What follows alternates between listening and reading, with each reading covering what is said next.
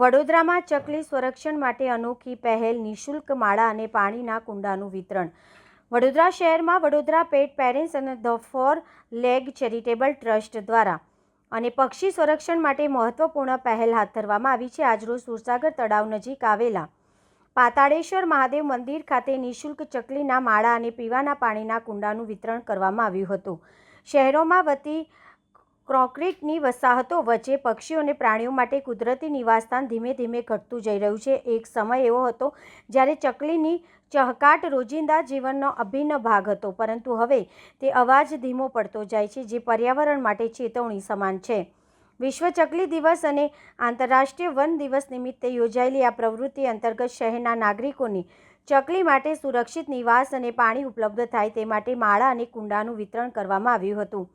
આ પહેલનો મુખ્ય હેતુ ચકલીની સંખ્યા જાળવી રાખવાનો અને લોકોમાં પર્યાવરણ પ્રત્યે જાગૃતિ ફેલાવવાનો છે।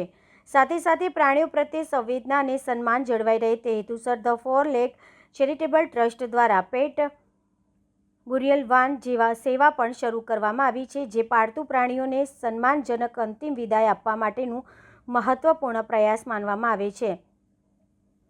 આ રીતે વડોદરામાં સામાજિક સંસ્થાઓ દ્વારા પ્રકૃતિ, પક્ષી અને પ્રાણીઓ પ્રત્યે જાગૃતિ લાવવાનો સરાહનીય પ્રયાસ કરવામાં આવી રહ્યો છે।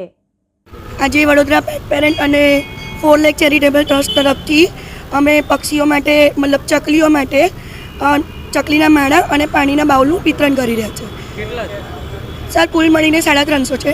સાથે સાથે આજે વિશ્વ પર્યાવરણ દિવસ છે, એટલે પર્યાવરણને બચાવવાનું રહે એવી આશાથી અમે આ બધી એ કરી રહ્યા છીએ। પ્લસ આજે પેટ ક્રિમેશન માટે પણ અમે એ કરી રહ્યા છીએ। જેવું આપણે દુર્ગાધામ વાહિની, વૈકુંઠધામ વાહિની છે, એવું કોઈનું પણ જાનવર જે 4 પગવાળું છે પેટ્સ મરી જાય તો એના ક્રિમેશન માટે અમે મદદ કરવા પણ તૈયાર છે। કેટલા સમયથી આ સંસ્થા તમારી આ અમારી 3 વર્ષથી છે।